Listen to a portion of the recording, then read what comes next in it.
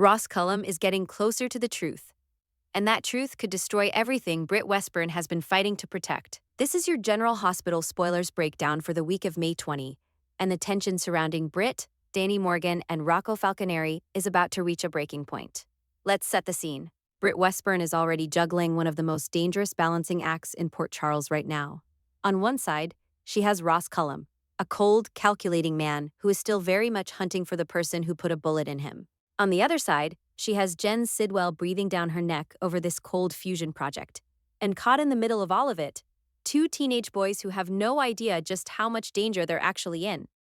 In the May 20 episode, Britt makes a significant choice. We don't know every detail yet, but based on everything building up around her, this decision almost certainly has to do with how she's going to position herself within the cold fusion project going forward. And more importantly, how she's going to keep Rocco Falconeri safe while doing it. Protecting that kid has become her North Star. She's been holding everything together, keeping secrets, telling half-truths, walking a razor's edge, all to keep Rocco from having to face what he did. But then, May 21 arrives, and Britt realizes she now has another reason to be afraid. Because Cullum has figured something out. Or at least, he thinks he has. During a recent visit to Carly Spencer's home, Cullum was asking questions about Jason Morgan, specifically who Jason might be willing to protect above everyone else. Carly didn't give him a real answer. She couldn't or wouldn't. But Cullum found one on his own. He spotted a framed photograph of Danny Morgan and Jason together, and in that moment, everything clicked for him. Jason Morgan protecting his own son. Of course. It's exactly the kind of loyalty a man like Cullum would understand, and exactly the kind of vulnerability he would exploit. So now Cullum believes Danny is his shooter. And that changes everything. Here's where Britt gets pulled into even deeper water. Cullum is likely going to come to her with this theory. He knows she was unconscious during the shooting, but that won't stop him from using her as a sounding board or a lie detector. He may suggest that Jason told Britt to name him as the shooter specifically to shield Danny. He'll be watching her face, reading her reaction, looking for any crack in the story. And Britt, being the survivor she is, will hold the line. She'll double down. She'll insist she doesn't know anything beyond what she's already told him. She'll keep that mask on. But the second Cullum walks away, those alarm bells are going to be deafening. Because here's the problem. And it's a big one.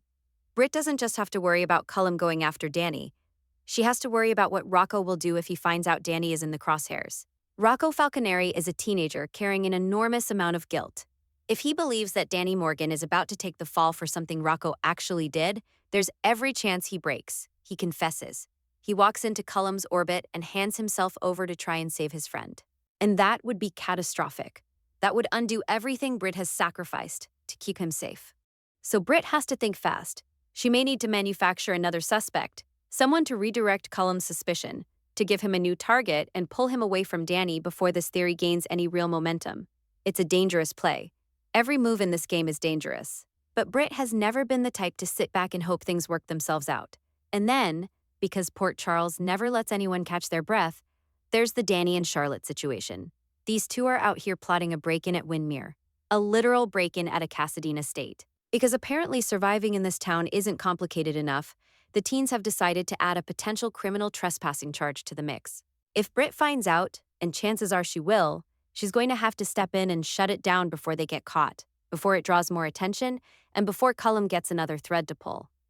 Let's be real about what this all means for Britt. Jason Morgan is not in Port Charles right now. He cannot protect his son. He cannot step in, put himself between Danny and danger, and do what fathers do. That absence is being felt in a very real way, and Britt feels the weight of it. She may not have chosen this responsibility, but she's carrying it anyway.